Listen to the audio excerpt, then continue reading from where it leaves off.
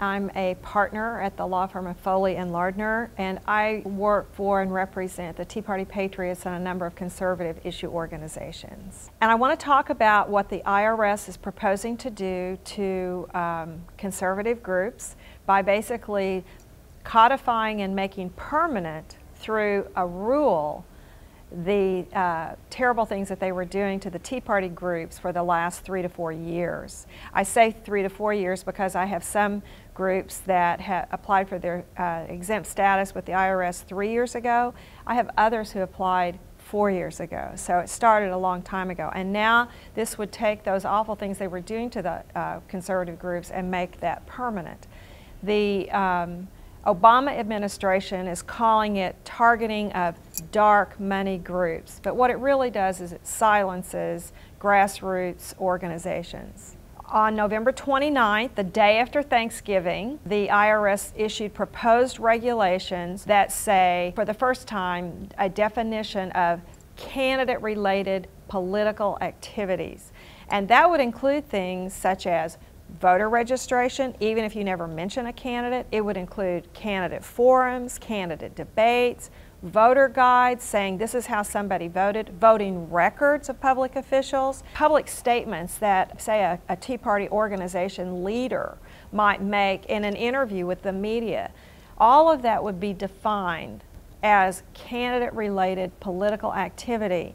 And the importance of it is that it would not count toward the primary purpose of the organization. It would have to be reported to the IRS, subject to taxation, and it would be treated as political and therefore against the major primary purpose of a C4 organization. It includes every kind of communications: radio, television, earned media, paid media, a speech. If it can reach 500 people or more, even if you had, for instance, voting records of legislators on your website, you're a C4 and you publish the voting records on your issues, of this is how our congressman voted, this is how our state legislature voted. You just list the voting records. If you make phone calls telling people to please call their legislator because a vote is coming up, if that's done at a certain period of time before an election, 30 days before a primary or a caucus or a convention, or 60 days before the general election, any grassroots lobbying that's done in that time frame is automatically deemed to be a candidate-related political activity and does not count toward the primary purpose of a social welfare organization. If you list voting records on your website today, and those records are still up on your website 30 days before a primary or 60 days before a general election, that converts from a regular activity to a candidate-related activity. And again, it has to be counted not for the primary purpose of the organization. If the organization has volunteer activities, maybe you want to get people registered to vote, you want to set up a table at the county fair to urge people to register to vote. You're not mentioning anything about a candidate.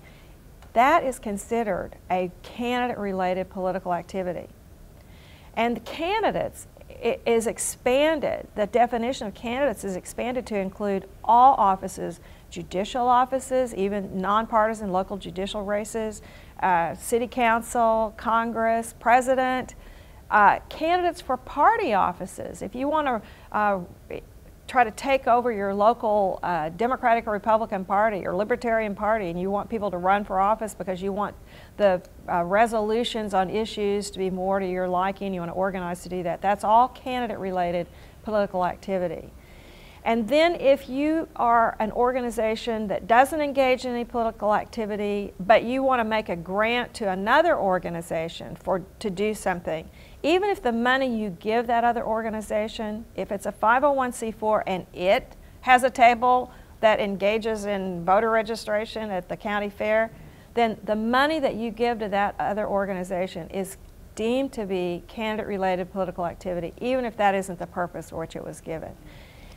They also, the regulations propose to define express advocacy much broader than the term that we know. We know the term as being very narrow, that a communication that expressly advocates election or defeat of a candidate, supporting or opposing a candidate, supporting, opposing, election defeat, vote for, vote against. Those are the magic words. Well, the IRS has added some new magic words, and they include the word reject. So if you say in a communication, tell Senator so-and-so to reject the Law of the Sea Treaty, that's considered a candidate-related activity because it uses the word reject, even though reject is used in the context of rejecting legislation. So it's much, much broader. And one of the things that's problematic is that these rules only apply to 501c4s. They don't apply to labor unions. They don't apply to trade associations. So here you have a situation where a local Tea Party group would be covered and restricted by these rules,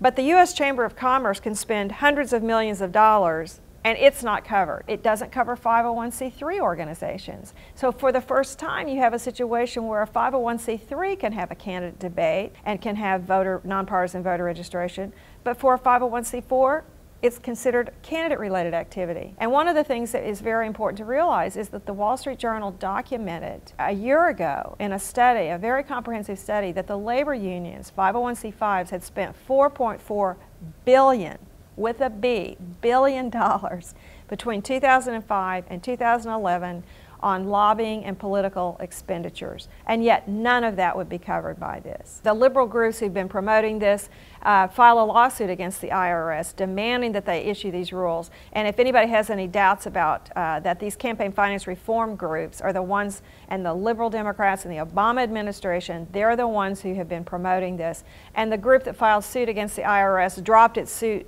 because they said, okay, now the IRS is doing what we wanted them to do. I think what's very important is for conservatives to understand that the left is very intent upon process issues. Conservatives tend to spend their time on substantive issues, the economy, deficit, spending, foreign policy, marriage, whatever the issue is that gets people excited. Conservatives tend to focus on the substance of the issues. What I call the LLPs, the liberal left progressives, they focus all the time, not just on their substantive issues, but on process. And I call this latest thing that the IRS is proposing, which really came out of the, what I call the liberal left progressives, the LLPs, an effort that they undertook a year ago it's been going on for a long time, but this is a concerted effort that they undertook a year ago to really try to rewrite the rules of political engagement. On January 9th of 2013, Mother Jones, hardly a conservative organization, had a story, and the headline was "Reveal the Massive New Liberal Plan to Remake American Politics." And it talked about how liberal groups gathered, whether civil rights, environmentalists, labor officials, immigration reformers, a panoply of liberal activists, and they gathered to come up with a plan to raise millions of dollars and devote staff resources from their organizations to focus on three issues. What are those three issues? This is what they decided a year ago. Here are the three issues. 1, to rewrite the Senate filibuster rules. 2, to get big money out of politics, and 3, to expand the voting rolls and to fight voter ID laws. So again, remember, who is the liberal left progressive movement? Well, it's the labor, environmentalists, civil rights activists. It's all the liberal groups, trial lawyers, etc. And remember, their big issues that they were focused on when they all met together a year ago is political process. And what's political process? It is the rules of political engagement. I always say that they understand, the left understands, the golden rule of politics, which is he who writes the rules wins the gold. That's what they focus on, political engagement rules. And what are those? Campaign finance, election laws, lobbying laws, legislative process. And they work on that all the time. And they decided a year ago they were going to work on three things all together. They were going to get rid of the Senate filibuster rules, get the big money out of politics, and expand the voting rolls while fighting voter ID. Fast forward, November 12th of 2013, the Senate voted 52-48 to end the filibusters on executive branch and certain judicial nominees. And there was an article that night in the Huffington Post, November 12th, 2013, when Harry Reid came in through the side door to the Mansfield room Thursday afternoon, he was met with a raucous standing ovation from a crowd of activists, mere steps from the Senate floor where he had just successfully led a change on the Senate filibuster rules. Now, that's what they've done on the filibuster. What about voter ID? The Justice Department, Eric Holder's Justice Department, Obama's Justice Department, they've sued North Carolina, they've sued Texas, they've sued Pennsylvania, they've sued multiple states because they're doing everything they can to block the voter ID laws enacted by state legislatures to protect the integrity of the elections. What have they done on expanding the voter rolls? One of the things that people don't realize about Obamacare is that in the Obamacare enrollment program, there is a question at the end, are you registered to vote? Would you like to register to vote? They have, their goal is to automatically and mandatorily enroll people, and when they enroll in Obamacare, enroll them as voters, as registered voters. They announced just last week, a group of liberal lawmakers from across the country announced that they were beginning a 50-state effort aimed at enacting laws that expand the voting and push back against voter ID laws. They have formed something called the American Values First Voting Rights Task Force, which a direct correlation and a direct outgrowth from the meeting that was held last year when those liberal groups got together and said, we're going to do something about these three issues. And so they've come up with a number of different things to, quote, expand the electorate, whether it's same-day registration, online registration, distributing polling places, particularly focusing on college campuses, and doing all the things that they can to try to basically eliminate the system of election administration that has grown up over the 20th century that were promoted, the ideas that were promoted by the progressives in the early part of the 20th century, they now want to get rid of. And even the Washington Post has reported that Obamacare would add more Democrats to the voter rolls through this process where they're automatically enrolling people to vote when they enroll in Obamacare, something that the left has been saying that they were going to do. And now we have a situation where the IRS is taking these steps. Obama's IRS is taking steps, and it is Obama's program, because remember in May when the president said, oh, I'm so outraged about the IRS, and he sent his OMB director, Danny Werfel, to the IRS to become the acting commissioner. And what that man has been doing since he got there in May has been working to come up with these restrictive definitions of candidate-related political activities, which would, quote, get the big money out of politics.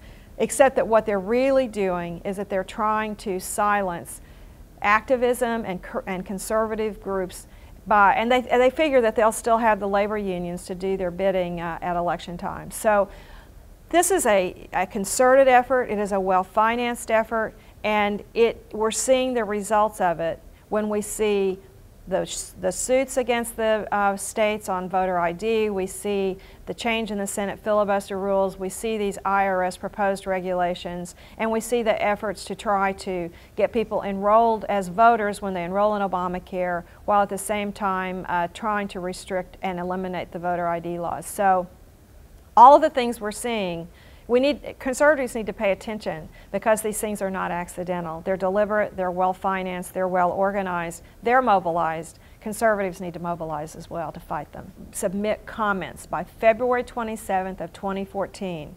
We need to tell the IRS, get on the public record, that these proposed rules are discriminatory because they only apply to C4s. It violates our First Amendment rights, both of citizens and of organizations. They're complicated and burdensome and particularly onerous for small groups, small citizens groups. And we need to take aim at this notion that somehow political activities and lobbying activities are not for the common good or for social welfare. They most definitely are, and we need to take that on. We need to have people giving examples of how the rules would impact their organizations. They wouldn't be able to have candidate forums and debates, that they wouldn't be able to do nonpartisan voter registration, that they wouldn't be able to urge people to get out to vote. All things that we say we want people to be able to do. And the First Amendment allows us to do that as Americans. That voter guides and guides to citizens saying this is how people voted on issues. That's important information, and that comes from citizens groups that are formed as 501c4 organizations. We need to be able to tell the public, and the groups and individuals need to tell the IRS this, that they need to be able to get the voting records of incumbents out before the public. And that we ought to be able to engage in grassroots lobbying 365 days a year without restriction, without having to report that to the IRS and without having to pay taxes on it. And so there are 3 different ways to submit comments, and on the website of the Tea Party Patriots there are the 3 different ways. One is by mail. The address is on the Tea Party Patriots website. You can hand deliver comments if you're in the Washington, D.C. area and you want to hand deliver the comments to the IRS. You can do that. Or you can email them. And there are, again, the email directions are on the Tea Party Patriots website. And if there are questions, I'm available through the Tea Party Patriots to answer those questions. But the main thing is we need thousands and thousands of Americans telling the IRS to stop this nonsense. And we need to call our congressman and tell the congressman that they need to weigh in and tell the IRS to stop this. Call your senator, call your state legislators. This is a real assault on the First Amendment rights of our citizens, and we need to do everything we can to stop it.